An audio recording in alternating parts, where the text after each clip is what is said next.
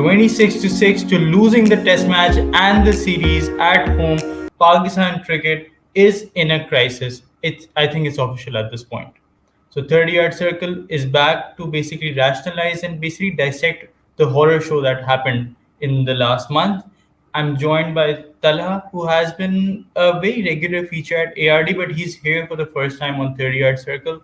So I'm extremely proud to have him here with us to review the test series. So first of all, Talha, how are you doing? Yeah, I'm doing great, and thanks for having me here. I've been following the show since it started, so it's great to participate for the first time as well. Yeah, thank you so much. And Tala is someone I genuinely admire, not just because of ball knowledge, but particularly because of the style of writing. I think that is something that Tala possesses, and that is really phenomenal about him. Now, we are going to start with the initial reactions, essentially. Tala, how did you feel, or how do you feel right now? I mean, honestly, I haven't really processed the series loss yet. Maybe because I couldn't really follow every single day regularly. I saw it in bits and pieces and followed on Cricinfo, but I couldn't really process that we lost a home series to Bangladesh, who, with all due respect, are not someone you'd say are in the same tier as Pakistan, but I guess now they are.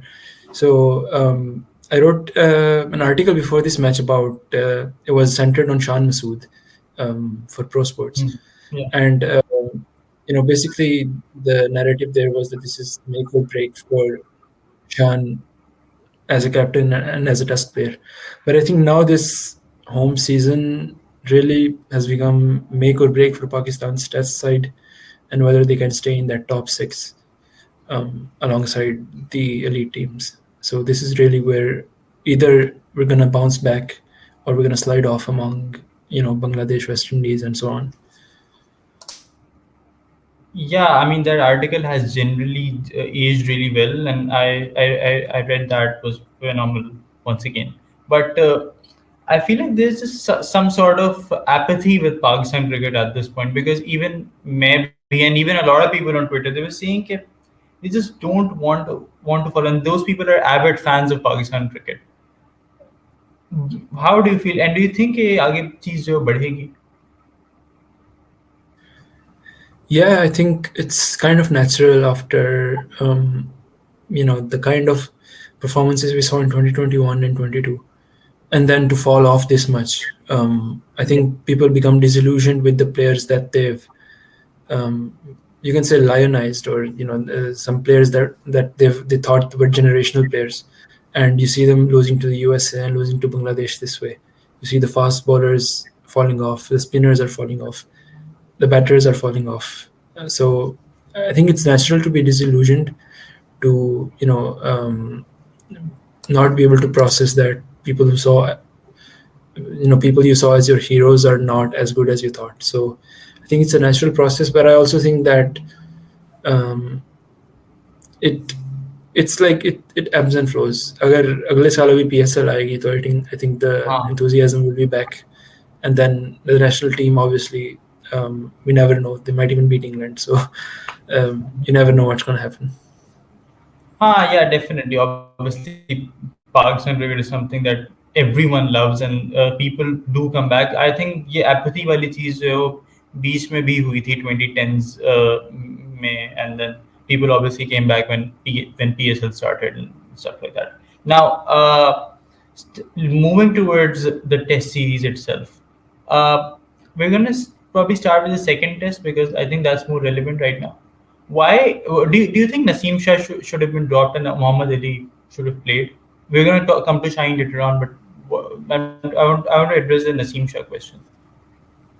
Yeah, like obviously with Shaheen they announced it earlier, but Naseem was in the final 12 for the match, and I don't know any reason why you would not play him. क्योंकि NOC भी सारे deny किए हुए हैं, basically PSL तक कभी कोई player जो है ऑल फॉर्मेट प्लेयर है वो T20 लीग नहीं खेलेगा. So you've kept the players rested for this home season, for these test matches. And if you include Naseem Shah in the final 12, if you seem like as good enough to be in that final 12, I think it's good enough to be in the 11 on this pitch. I think this was the best Pindi pitch for fast bowling and for bowlers in general since that 2021 series. And I really don't know why they didn't play Naseem.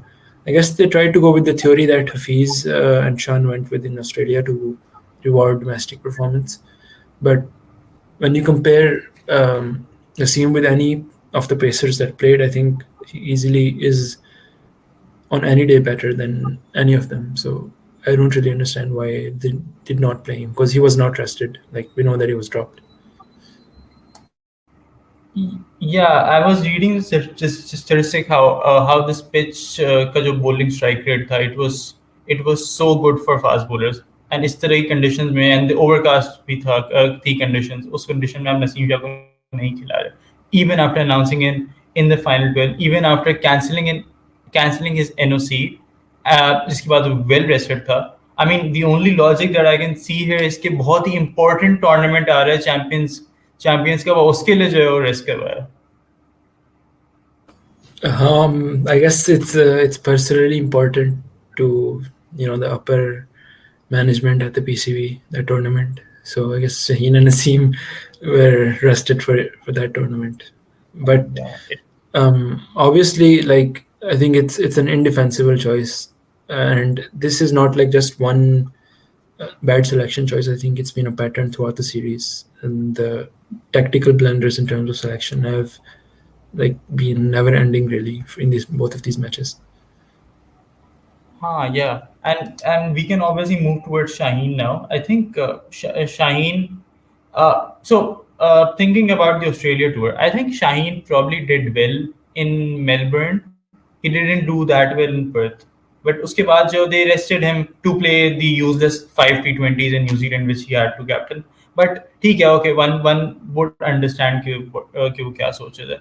At this point, a lot of people were saying कि शाहीन की performance बहुत ज़्यादा fall off हो गई थी first test में. Do you still think कि he should have been rested? I won't say I dropped, think rested.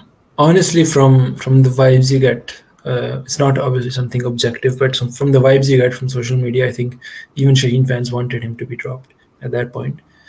But once again, you have to compare obviously the choices you have and the conditions. So in these conditions, is Mir Hamza really someone you can trust? Like, or is he someone who only is like can be deployed on seam friendly surfaces? As Australia at the MCG he did great because it was a seam friendly surface. So with the benefit of hindsight, I would say Shane should have played, but I think when he was rested, pretty much I think 90% of fans would have agreed with that. So you can't really blame the management too much. I think the Naseem omission is like the biggest blunder. Yeah, इसमें with the regular fast bowlers, I always think about Australia, right? Mitchell Stark hasn't been forming. I mean, he hasn't been forming, but he's not at his peak right now, right? And Scotty Boland came in and took 6 for 7, but still Australia persisted with their top three. So sometimes I feel that in Test cricket you need to sort of stick to your basic bowlers, and then you need to sort of trust them and trust the process in between. What do you think? Yeah, like the usual way to handle your fast bowlers is के सारे test आपके top bowlers खेलेंगे अगर available हैं और बीच में white ball bilaterals हैं वो सारे वो स्किप करेंगे Yeah, until the World exactly. Cup comes around, and in the last few months before the World Cup you play them in white balls to get them ready for the World Cup. लेकिन इधर थोड़ा उल्टा होता है कि useless bilaterals में सारे players खेलते हैं और फिर टेस्ट मैचेस में rest. So I New Zealand think की this यू is टीम के साथ साथ जो नसीम शाह, शाहीन शाफरी, हारिस रऊफ जो बॉलिंग कर रहे होते हैं. खैर, now again sticking to fast bowlers, we're just going to talk about Khurram Shehzad now. I think phenomenal performance. I mean, we saw that in Perth that he did bowl really well there, and then to deliver that in Pakistan. Uh, I'm actually really impressed, and I think he now challenges Amir Jamal to be the third fast bowler in the England series as well as the South Africa series. What do you think? Yeah, he was great in Perth. I think he outbowled Shaheen there even, and Yeah. he's been playing domestic for like 5 6 years now, so he's very experienced. And he's also from my hometown, from Mandi Bahaldeen. So it's great to see him play Test cricket, because he comes from really like humble origins, from a really small town called Malakwal. So it's great to see him on that stage and performing as well.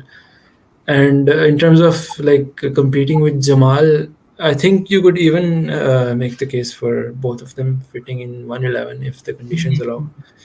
Um, Jamal can play at seven. I think he's good enough to bat at seven.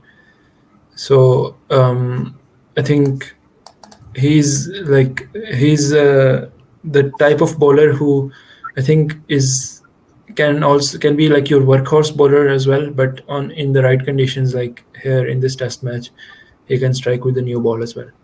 So I think he's someone for the next 3 4 years who should definitely be in the mix. I mean, yeah, first change, and then he was the first change in the first test, and then फिर उसके बाद जो he was taking the new ball in the second test. He was phenomenal with both. That just shows his versatility. But you said Jamal at seven, right? So looking towards the England series, if we play Jamal at seven, are we dropping Abrar or Al Salman or Babar Azam? I think the obvious choice to drop there would be Agha, but I think four pacers is unless you get a similar surface, I think is a bit of an overkill. So maybe in South Africa we can see that combination, I guess, with four pacers. But for the England series, I don't know. There are rumors that they're going to shift it to Abu Dhabi because of the construction in the stadiums in Pakistan. So if that happens, I don't know. Like it's a wild card. We could get like I 10 think, pitches, or yeah, I think that probably changes everything if it moves to Abu Dhabi. I don't know why like Abu Dhabi, because they could play like two tests in Rawalpindi again and one in Multan if they want to avoid Lahore and Karachi. I don't know why you would like put your own team at a disadvantage and go to like what now are foreign conditions. अब ये Abu Dhabi में अगर typical spinning pitch पे मिले तो दूसरा spinner हमारा कौन होगा? I guess you go with Mehran Mumtaz, who would also be debuting alongside Abrar, who wasn't really great in this match. So yeah, that would be, I think, give the advantage to England again. But if we stay in Pakistan with this kind of pitch and Shaheen and Naseem are back, and hopefully they get rested during the Champions Cup as well, I think then we can be competitive.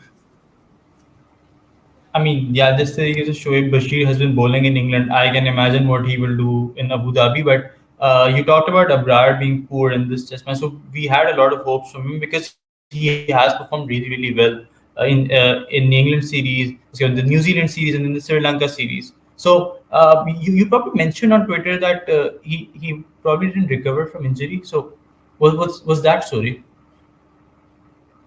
I think it was more speculation because whenever someone gets injured, थोड़ा सा शक होता ही है कि rehab में मसला हो ना गया हो. लेकिन उसके बाद वो इंजरी के बाद ऑस्ट्रेलिया में इंजर हुआ था और तीनों टेस्ट मिस किए थे. उसके बाद पीएसएल में he was the best spinner. So I guess that's not the case. But then again, you never know with long-term complications. लेकिन ये भी है कि इस टेस्ट मैच में the conditions were more pace friendly than spin friendly, so it's kind of understandable. And in the last match, in the first test, I think he definitely should have played. Like for example, in the second innings here, Hassan Mahmood and Nahid Rana took like 5 and 4 apiece. Yeah. Taskin took the 10th wicket, so not even one wicket fell to spin. So I think अगर उसको typical subcontinental pitch मिले तो you can definitely still trust him. Yeah.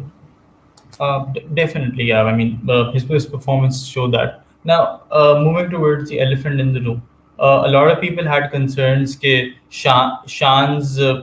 Shan basically doesn't qualify to be to have a position in the 11, but then he was made the captain based on the idea that he's someone who's got a certain ideology, and he's someone who thinks really well. And I think that narrative has fallen on its head. Yeah, it's been completely shattered, honestly. Like at this point, you begin to think के जो जिसको हम tactical जो master strokes जो सारे जिसकी तारीफ कर रहे थे वो I guess Hafiz gets the credit now for those because like I don't know how you go from like engineering almost like a winning combination in Australia, which if we took our catches we would have probably won the series even. I don't know how you go from that to first in the first test leaving out the spinners that you need, and in the second test leaving out the pacers that you need. So I don't know like how you go from like 10 to 0 in one series.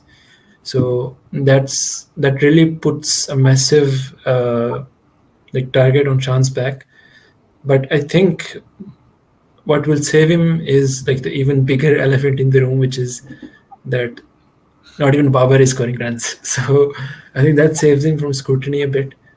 But if we get like blown away by England, I think his captaincy will come into question.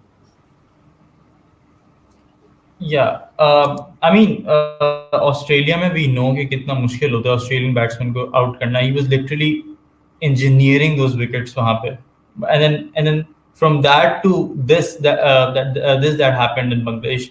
I mean, you're right. Probably Hafiz gets the credit for that stuff.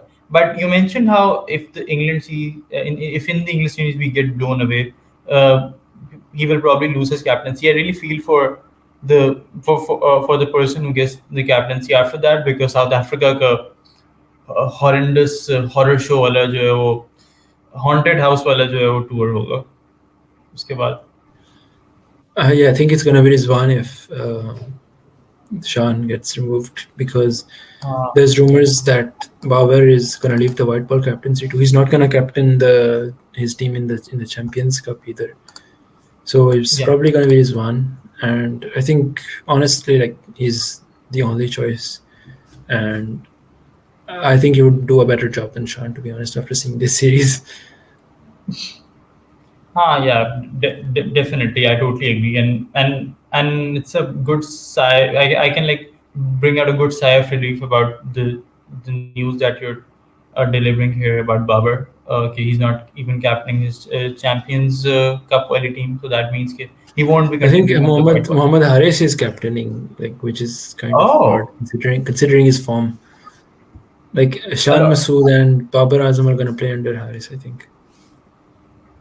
I can go with that. I mean, Muhammad Haris still stands to be a smart cricketer. I mean, मैं शान मसूद वाली ideology यहाँ पे दोबारा लगा रहा हूँ कि the player is not performing well, the player is smart वाली policies, but I think we can give him a chance. It's literally Champions Cup. It doesn't really matter, and it'll be a good experience for him after, because A teams में Shaheen's में he has been captaining young players. Now he's gonna captain players who are much older and senior than him.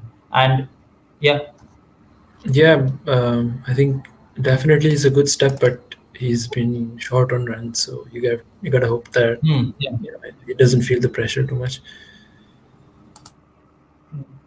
Now, okay, so Saim Ayub, he was under a lot of scrutiny, and I think we both have collectively blamed Babar and Rizwan for that, for the lack of confidence that he had in the World Cup. But coming into this series, everyone was extremely cross that Herrera is not playing and Saim Ayub is continuing. I think that was a good decision, because आप Sydney में debut करवा रहे हैं उसको, तो I mean that would have been injustice for him. So he actually delivered. I mean, I think he got 250s in 4 innings. That's better than most Pakistani batsmen. Yeah, that's better than like most openers other than Abdullah Shafique in the last few years, because like the likes of Abid Ali, Imam, they got like easy starts with flat pitches or weak opposition, but Saim had to debut at Sydney and then was retained for this series, which turned out to be harder than expected. And he did really well. He was, I think, one of the few positives of this series. And he didn't, like, he found a way to stay positive at times without being reckless, which is great to see. And I hope he can continue building on that in the England series. And obviously, Abdullah is struggling for runs, so we really need that opener to give like some sort of foundation to the middle order, which is also not making any runs. Yeah, I wanted to talk about Abdullah too. I mean, the guy was scoring runs for fun at some point, but then after the Australia tour, is it the confidence? Is it the technique? Is it form? What is it with Abdullah these days? I think it's definitely not technique. He's got like the Yeah, best technique I've ever seen in any Pakistani batter since I've been watching. Like the most textbook technique you can ask for. But obviously, he struggled in Australia with the bat, which was expected. I think him and South were playing outside Asia the first time.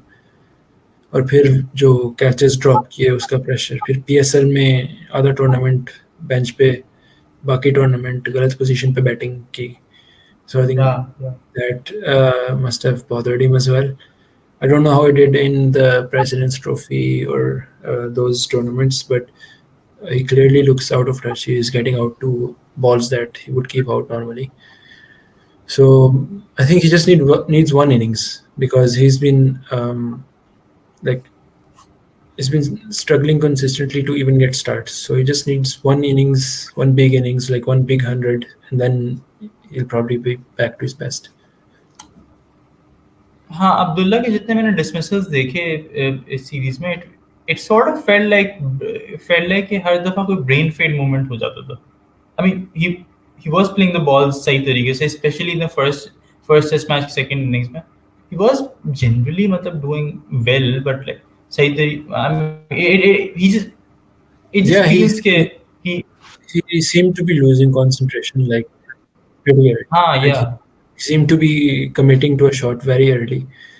दूसरे match में देखें तो in the first innings he got out to an in swinger in the first over, and he was like playing way outside the line. In the second innings he edged one pretty early as well. So I think he's from what I can see, he's going for the shot pretty early, committing to a shot pretty early, which is unusual because usually he like tends to play with soft hands and pretty late. So I guess it's the pressure like leading to a lapse in concentration. So if he gets one big innings, like he gets one big 100, I think that confidence will be back and the muscle memory will kick in again. And I think he should be persisted with. Also because you don't have like many players making runs right now, so you can't really like make too many changes. I mean, yeah. So I think we naturally this conversation transcends to Babar, right? What is it with Babar as? I mean, honestly, we've talked about this so much, but we know that Babar is so talented. Babar is one of the greatest batters Pakistan has ever produced, and blah blah blah blah. When are we making that call of dropping him? I mean, we have made that call T20s, man, but when are we making that call in Test cricket? Yeah, I think like as much as you can criticize him in white ball, I think nobody like doubted him in red ball until this lean run. And I don't think it's a coincidence that at the same time, like there was this whole controversy of captaincy, losing it and then taking it back and then probably stepping down again, and the World Cup and everything. So I don't think it's a coincidence at all. And just like with him, there's like some old issues. जो left arm spin वाला issue है. I think Sri Lanka वाली series में पिछले साल he got out in every innings or almost every innings to left arm spin. And in this match, in the second match, he got out to Shakib LBW, which is something that has bothered him like for a long time now. I think south Africa वाली series मुझे याद है 3 साल पहले जो हमने जीती थी उसमें Maharaj and Linde got him out a few times LBW and bowled I think so. It's like a combination of some old issues and the newer like things off the field and on the field that are clearly burdening him. So just with Abdullah, I think it just needs that one big innings that he's capable of to get back in the groove. So even if he doesn't score against England, even if he doesn't score against South Africa, I think he's done enough in the past to persist with him until the end of this season at least. I think. Yeah, of course. Yeah, that makes perfect sense. But we know that Virat Kohli took a voluntary hiatus when उसका भी exactly इसी तरह का एक run of form चल रहा था. I think Williamson has also done that बीच में at some point. I think Yeah, but he's done that अभी I recently. think Virat's break was during the IPL, and then after the IPL, he stayed away from like practice and cricket altogether for a couple of months. I'm actually talking about 2021 से लेके 22 तक where he came back in Asia Cup उसके बाद फिर you know Yeah, that yeah, wait whatever. it was in like he rested in the IPL and then he took like a break and then came back in the Asia Cup. Yeah, I remember. Yeah. Mm-hmm. So I don't think like he should take like a break in the middle of the season, but he should Of take course. every opportunity to like rest in between to refresh himself mentally. I think that's very important. And then maybe I think if he can, I don't think he would skip the PSL, but before the PSL, there's like a window after the Champions Trophy to like refresh, and I guess he could take that. Yeah, and even I would say that I know Babar is so important for the ODI side of Pakistan, and we know that he is our number three. So and we have to prepare for the Champions Trophy too. But still, he can sort of rest in the ODI series Australia against because I mean Joe Root has been doing that since forever basically. Like he rests in the most important bilateral series, but then England knows that he will be playing at number three for England, and he does well. Yeah, that's a good point. I forgot about the tour to I think Australia and then Zimbabwe in November. Zimbabwe, yes. There's no point. No, there's no point. Babar and Shaheen play in Zimbabwe. Yeah, even Naseem, I think like uh, Yeah, Babar could even skip definitely. the Australia series if he wanted to.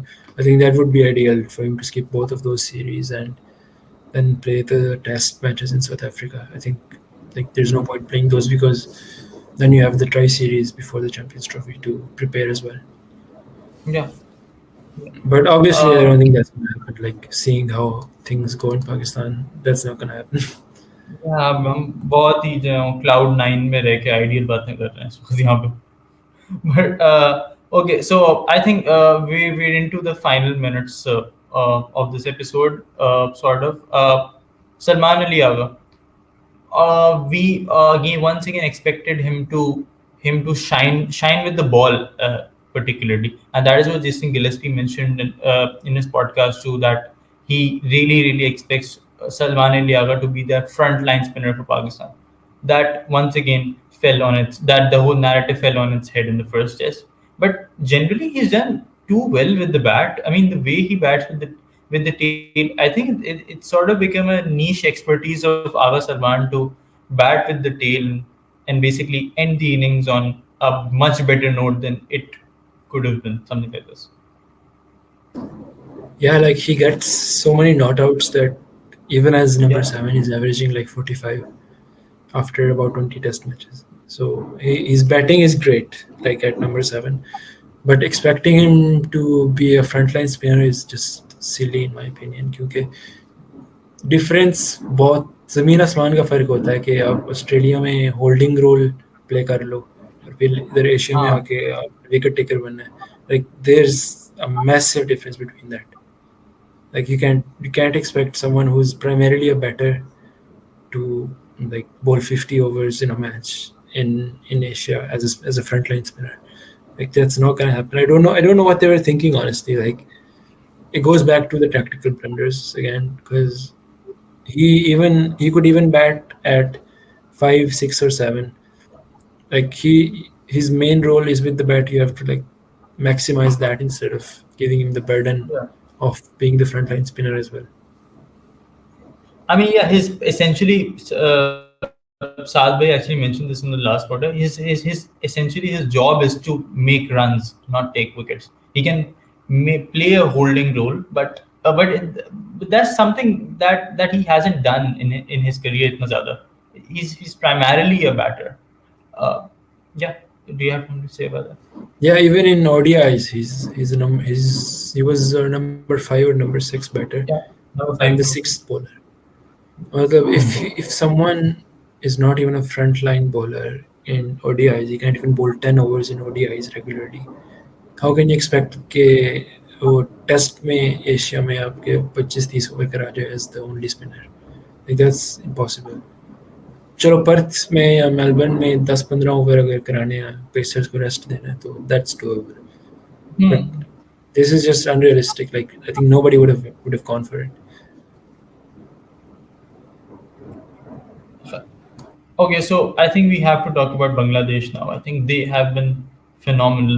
The way they have strategized in this series, absolutely incredible. I mean, they all came with a plan and they executed it really well. At some point, it felt like के बहुत slow खेल रहे हैं, but then they actually had a whole strategy के ऊपर से अगर slow भी होगा, Little Das will come in at number 7 and play at a strike rate of 90 and then take the run rate to 3.667 and so on. So and with the bowling, the way they were doing those bowling changes and the way they utilize those resources. Mehdi Hassan Miraz, I mean, how good he is and how underrated he is. Whenever we talk about the best test teams right now, Mehdi Hassan Miraz doesn't get the mention, and I think he should at least get an honorable mention. Yeah, among off spinners, I think he's definitely going up the rankings after this series.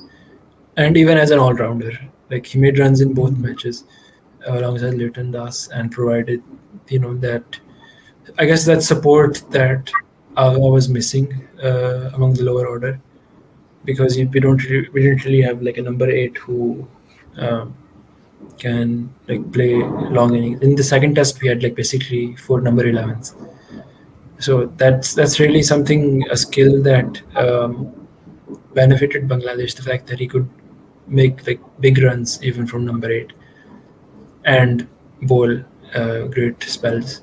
So yeah, that like Leighton Das and Mehdi, I think it's probably the biggest reason Bangladesh won this series alongside their fast bowlers.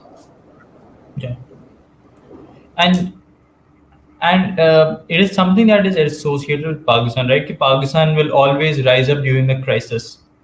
Bangladesh did that against Pakistan. It is a bit Yeah, I was hilarious, gonna right? mention that it reminded me of the 2009 World Cup when Pakistan won it Huh. like a few months after the Lahore attack. And right now Bangladesh went through like mess, the biggest upheaval they've ever been through as a country, and then they like win a historic test series. So it did remind me of that. Yeah, I mean, great times for Bangladesh. Essentially, I mean, yeah, they've made a lot of sacrifices for what they've achieved politically, but then cricket has sort of been the cherry on the top in this whole process. Moving on, I guess.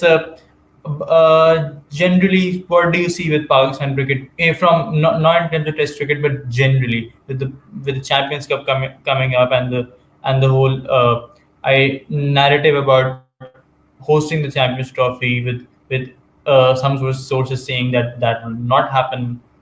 Everything in between. So please just I think like the perfect way to sum up the approach right now is that instead of playing a couple of red ball matches before England come, like every national player is going to be playing like an ODI competition among domestic players. And अगर purpose ये है कि अपने सारे domestic talent को, मतलब जो top tier domestic talent है उसको एवेल्युएट करना है, तो आप उन प्लेयर्स को क्यों इंक्लूड कर रहे हैं जो पहली नेशनल टीम में है? Like how is that gonna benefit anything? Like you're just gonna tire out those players, and you're not gonna have the chance to evaluate like the domestic performance properly, because when they're going up against the, I don't know, Babar or Shaheen, like that's a whole other level of skill that they're not used to. Like you can't really pit the top talent in domestic against each other. So I think the ideal way would have been to just like organize a tour match or something for the test team and keep them out of the Champions Cup. So I think that really sums up the approach right now. Like it doesn't make any sense whatsoever. The domestic season has been crammed with cricket from start to end without any structure or planning. Um, the new coaches have come in, and the first assignments have been completely disastrous. The captains, they neither of them deserve to be captaining. They have like one of them has a failing record as captain. The other one has a failing record as a batsman. So there's no like clear pathway to recovery that I see, honestly, because the Pacers are mishandled, and when they should be playing, they're rested. When they should be rested, they're playing. There is no like there's no spinner dominating the domestic circuit. The best one you can pick based on talent is Mehran Mumtaz. There is like the players that were supposed to carry you in the next generation of limited overs batting, Saim, Haris, and so on. They've struggled in pretty much every match since the last year, since the 2022 World Cup. And your main players, Babar, um, especially, and then you have your opener who was supposed to be like the opener that bats for 15, that plays for 15 years in the test team, Abdullah, who's been struggling. So, and then you look at the PCB and the way they seem to run things, like they seem to be thinking that they have to act like in a dictatorial way to just beat the players into improving, and that's not going to work either. So as long as I think this regime of the PCB stays, I don't think things will be done differently. So you just have to hope that the pure talent of the players overcomes that. Like Shaheen and Naseem and the other pacers and bowlers start bowling as best as they can, and the batters start making runs as best as they can. Like that's the best way to overcome it. And it's happened before. Like there's been incompetent PCB chairman before, but there's also been great players, talented players um, who've thought about the team first, who put the team first, and who played to the best of their ability. And that's, I think, all we can hope for right now. As a child, when I used to write stories, I always used to go for tragic endings. That was my thing, right? And that is exactly what Talha has done to this episode of 30 Yard Circles. While my heart is shattered, I love this ending with a great reality check. Pakistan cricket is in trenches right now. It needs to get out of the woods to and get back to where it was at one point, and much more ahead of that, because we are a huge nation, huge cricketing nation with so much passion, and we deserve much more. We deserve what India has. We deserve what Australia has. We deserve what England has. But yeah, that's about it from 30 Yard Circle. On a very mundane note, I would say, or on a very sad note, I would say. But yeah, that's about it. Thank you so much, Tala, for joining. Thank you for having me. It was great. Yeah, yeah. We'll see you. We'll see you in the next one.